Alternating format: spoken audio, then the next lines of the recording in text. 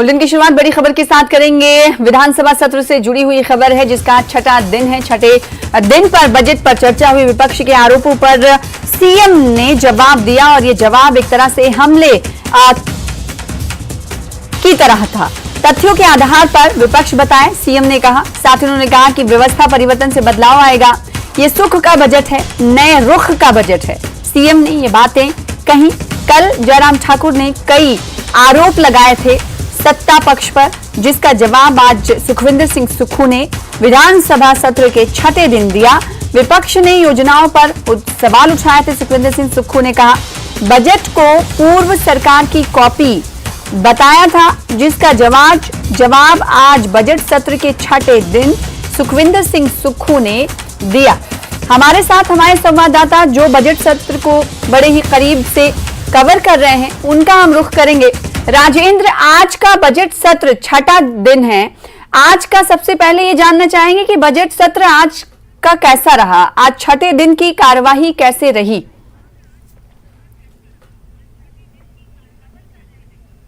बिल्कुल सना, आज कार्रवाई काफी शांतिपूर्वक रही। हालांकि बीच बीच में विपक्ष की तरफ से सवाल भी खड़े किए गए और बहस दोनों पक्षों के बीच में हुई। सत्ता पक्ष और विपक्ष के बीच में हल्की हल्की बहस भी जरूर देखने को मिली। उसके अलावा भोजनावकाश के बाद जब दोबारा से सदन शुरू हुआ तो जो समय निर्धारित किया गया था 2:20, उस समय पर कांग्रेस का कोई भी विधायक सदन में मौजूद नहीं था। हालांकि थोड़ी देर के बाद 3 विधायक आए, लेकिन विपक्ष ने कहा जब 2:35 तक 15 मिनट हम कह सकते हैं कोई भी कांग्रेस के विधायक सदन में नहीं पहुंचे, तो उसके बाद फिर विपक्ष के सदस्य स्पीकर के चैम्बर में चले गए, कक्ष में चले गए और उन्होंने पूछा कि विधानसभा की कार्रवाई कब शुरू की जाएगी और इसके ऊपर विपक्ष को सूचित क्यों नहीं किया गया। उसके बाद विपक्ष के सदस्य बाहर आ गए, नारेबाजी की और ये कहा कि सरकार और कांग्रेस सदन की कार्रवाई को लेकर गंभीर नहीं है और इस बात का पता इसी बात से लग जाता है कि सदन की कार्रवाई शुरू होने के 15 मिनट तक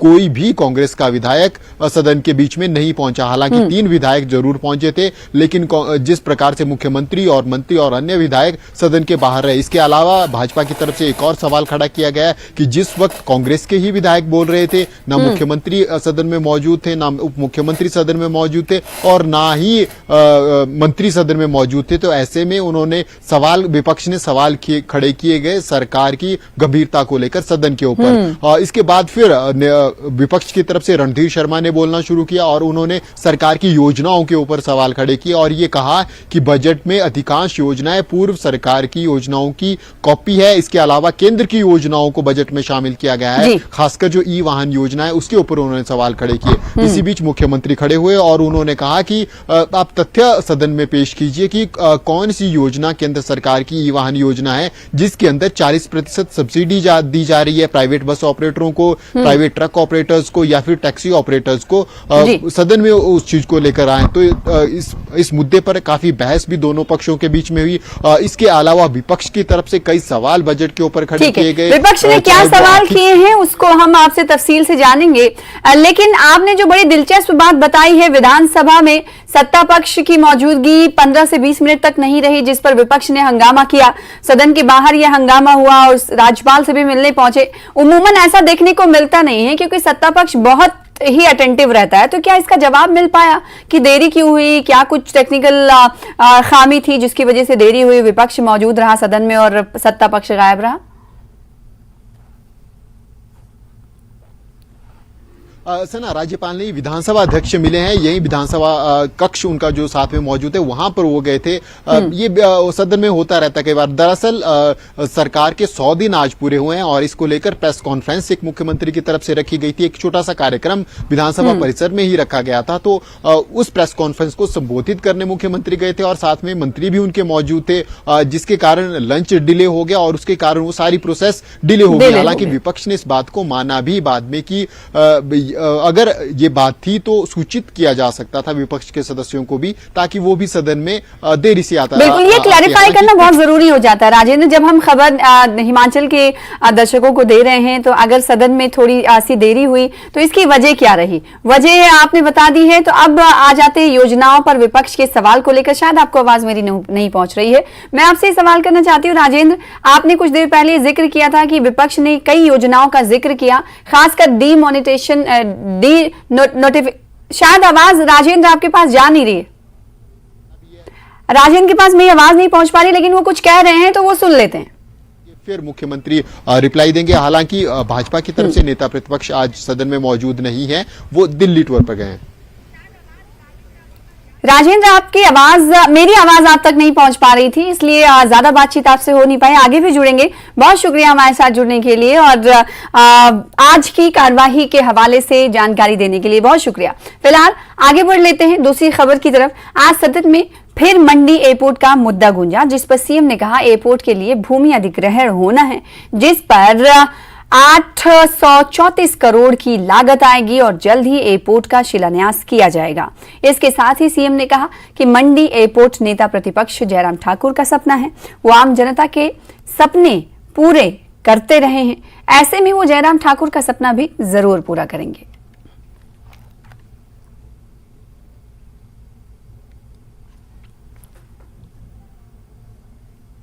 आज विधानसभा अध्यक्ष उन बच्चों से मिले जो विधानसभा में सदन की कार्यवाही देखने पहुंचे थे।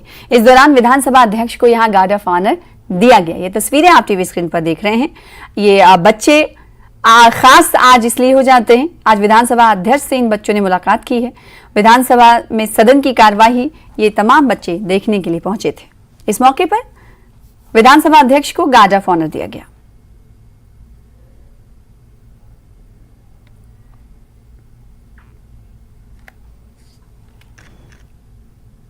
आगे बढ़ लेते। सुखविंदर सिंह सुक्खू सरकार के आज 100 दिन पूरे हो चुके हैं।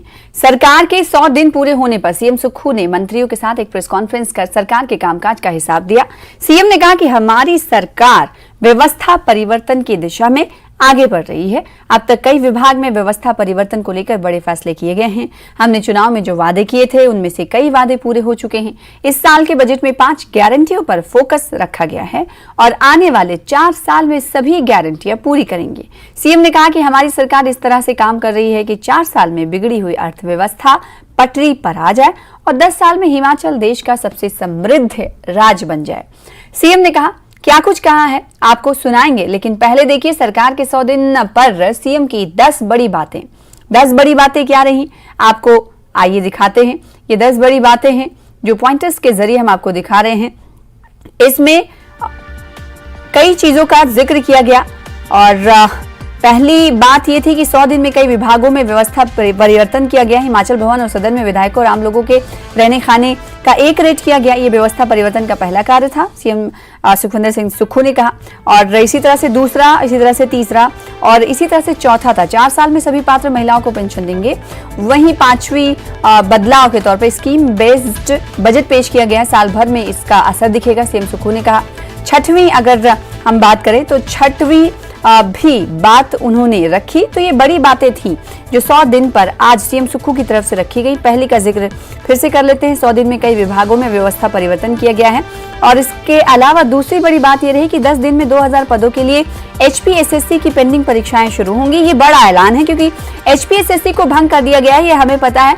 और जब JOIT की परीक्षा पेपर लीक हुई उसके बाद उसे भंग किया गया और भंग करने के बाद परीक्षाएं पेंडिंग हुई, जिसके बाद जो छात्र हैं उनका रोष कहीं ना कहीं सड़कों पर दिखने को मिला। और अब ये बड़ा फैसला है, 10 दिन में 2000 पदों के लिए HPSSC की पेंडिंग परीक्षाएं शुरू होंगी, जिसके लिए छात्रों को कोई फीस नहीं देनी होगी। ये बड़ा ऐलान एक तरह से माना जा सकता है सुखविंदर सिंह सुक्खू का। इसके अलावा एक और बात उन्होंने खास तौर पर 100 दिन के पूरे होने पर कही कि 4 साल में चरणबद्ध तरीके से सभी पात्र महिलाओं को पेंशन देंगे। 1500 रुपए पेंशन देने की बात पहले कही गई है, आपको पता ही है। इसी हवाले से उन्होंने जानकारी दी। इसके अलावा एक और खास बात उन्होंने कही कि हमने स्कीम बेस्ड बजट पेश किया जिसका असर साल भर में दिखने लगेगा। और इस हवाले से और क्या सुखविंदर सिंह सुक्खू सीएम कहते हैं वो भी हम आपको सुनाएंगे। इसके अलावा उन्होंने कहा कि 4 4 साल में अर्थव्यवस्था को पटरी पर लाने के लिए हम काम कर रहे हैं। 10 साल में हिमाचल को सबसे समृद्ध राज्य बनाने के लिए काम किया जा रहा है। पर्यटन क्षेत्रों यानी टूरिज्म के सेक्टर में विकास सरकार की सबसे पहली प्राथमिकता है। हम जानते हैं कि हिल एरिया है जो कि टूरिज्म सेक्टर एक तरह से कहा जाए कि हिमाचल प्रदेश की रीढ़ की हड्डी है, तो इस पर काम करने के लिए फर्स्ट प्रेफरेंस के तौर पर सरकार चल रही है। इसके अलावा ग्रीन हाइड्रोजन के इस्तेमाल वाला लीडिंग स्टेट बनेगा हिमाचल। सुखविंदर सिंह सुक्खू ने कहा इस साल 500 मेगावाट सौर ऊर्जा के उत्पादन का लक्ष्य हमने रखा है। तो ये बड़ी बातें हैं और क्या कुछ कहा है सीएम सुखविंदर सिंह सुक्खू ने, आइए आपको सुनाते हैं।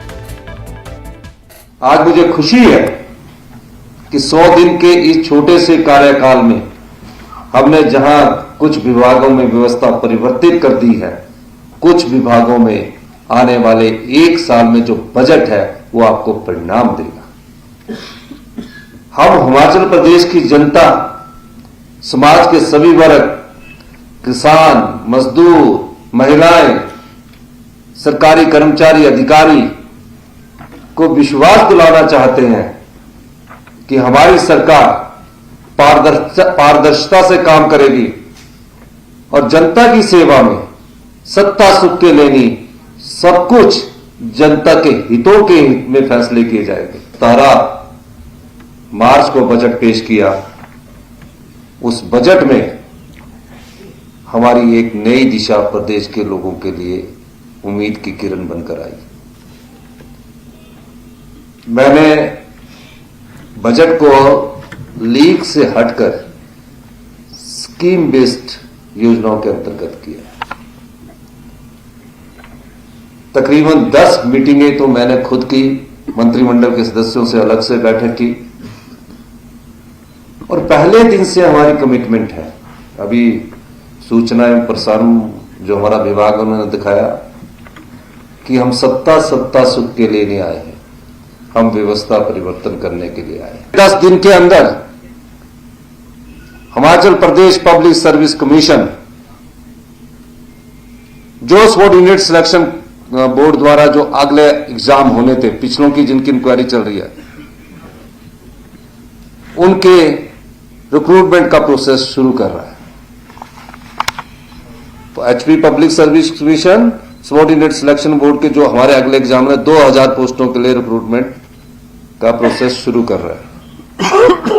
उनसे हम किसी प्रकार की फीस नहीं लेंगे क्योंकि उन्होंने वहां अप्लाई किया हुआ है। उनका एज का कोई क्राइटेरिया नहीं होगा, वो 1 महीने के अंदर उनका एग्जाम होगा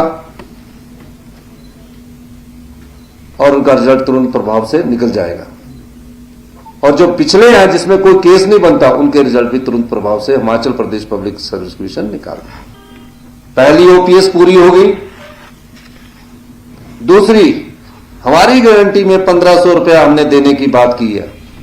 पहले चरण में 2,37,000 महिलाओं को 1500 रुपया देने का इस बजट में प्रावधान किया गया है, जिस पर 461 करोड़ रुपए खर्च हो गए। इसका मतलब यह नहीं है कि और जो महिलाएं हैं उनको पेंशन नहीं मिलेगी, उनको भी पेंशन मिलेगी। समय अनुसार हम उस पेंशन को और लोगों के लिए भी बांटेंगे। 5 चरणों में ये पेंशन दी जाएगी और 4 साल के भीतर ये पूरी पेंशन हिमाचल प्रदेश में अपनी महिलाओं को दे दी जाएगी। मुख्यमंत्री एक बार फिर से आपका स्वागत करते हैं। दिल्ली पहुंचे नेता प्रतिपक्ष जयराम ठाकुर ने सुक्खू सरकार के बजट को कल्पना की उड़ान करार दिया। उन्होंने कहा कि बजट स्पीच बजट बुक के साथ मैच नहीं कर रही है। साथ ही उन्होंने कहा कि 100 दिन में सुक्खू सरकार ने जनहित की संस्थाओं को बंद करने का काम किया है। हिमाचल के पूर्व मुख्यमंत्री जयराम ठाकुर हमारे साथ बातचीत करने के लिए मौजूद है। हिमाचल सरकार ने बजट पेश किया। मेरा एक ही सवाल है सर, आप लोग जो बजट पेश करते थे, नई सरकार का कहने का तात्पर्य है कि ये बजट पुरानी सरकार के बजट से बहुत बेहतर है, आप क्या कहेंगे? देखिए, उसमें सिर्फ कल्पना की उड़ान है। पिछले कल बजट में चर्चा में भाग लेते हुए मैंने विधानसभा के अंदर अपनी बात कही है कि ये पहली बार देखने को मिला है कि बजट स्पीच अलग है और बजट स्पीच से जो किए गए वादे हैं, जो कमिटमेंट से किए हैं, जो मैच करने चाहिए बजट बुक के साथ, वो कहीं भी मैच नहीं कर रहे हैं। योजनाओं की घोषणा कर दी है, लेकिन बजट बुक में बजट का प्रावधान उसमें है नहीं।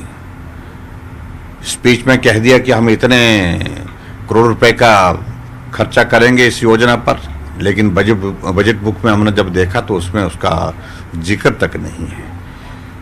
तो बहुत ऐसा बजट जो बहुत जल्दबाजी में और बहुत कैजुअल तरीके से, जिसको कह सकते हैं, बनाया गया, कोई भी दिशा नहीं है उसमें।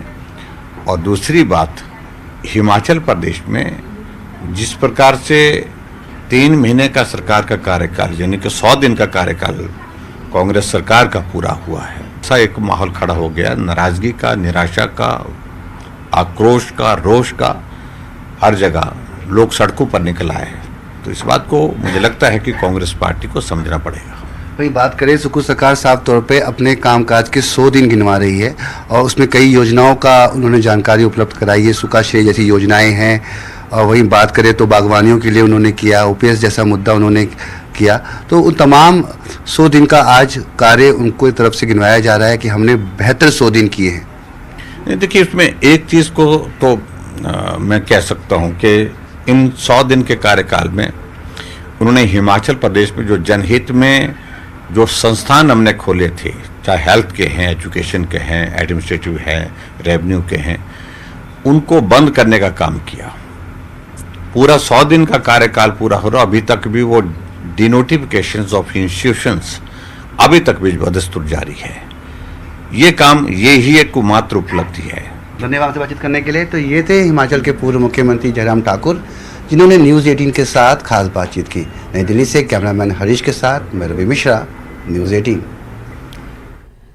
और इस बीच एक बड़ी खबर आ रही है कि दिल्ली दौरे पर, जैसे कि हम जानते हैं कि नेता प्रतिपक्ष जयराम ठाकुर हैं, इसी दौरे से जुड़ी हुई बड़ी खबर है। जयराम ठाकुर ने कानून मंत्री से मुलाकात की है, किरण रिजिजू से शिष्टाचार भेंट उन्होंने की है। इसके अलावा अमित शाह से भी मुलाकात का कार्यक्रम।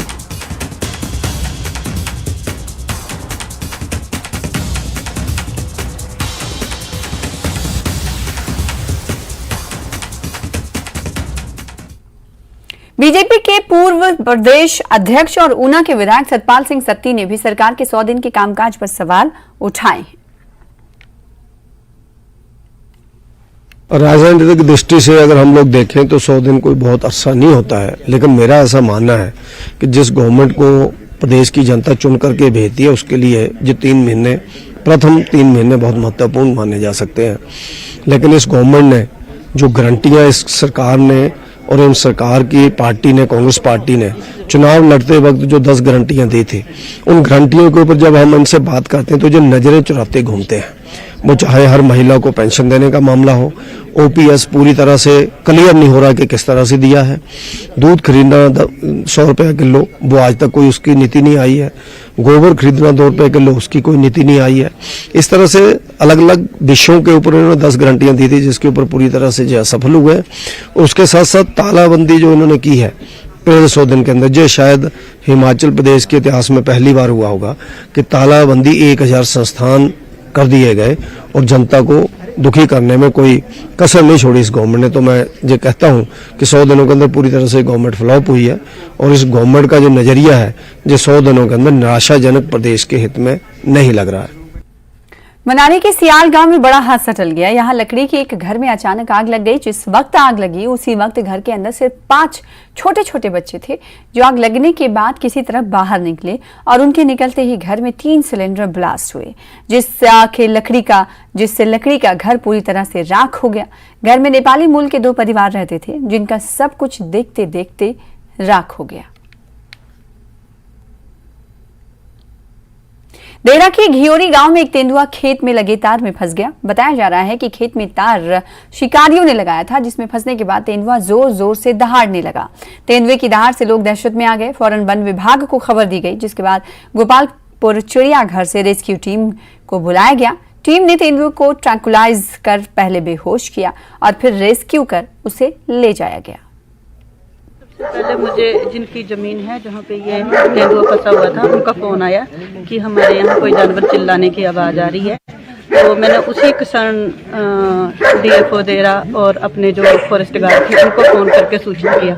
उसके बाद फिर ये देरा की टीम और वाइल्ड वाली टीम आई। तो इन्होंने काफ़ी मेहनत से और बारिश से इतनी मेहनत करके कि इसको बचाया है और सभी को अब इससे राहत है। फिलहाल इसी के साथ अपना हिमाचल में इतना ही। छोटे से ब्रेक के बाद देखिए कुछ और खबरें तेज रफ्तार अंदाज में मेरे साथ। नमस्कार।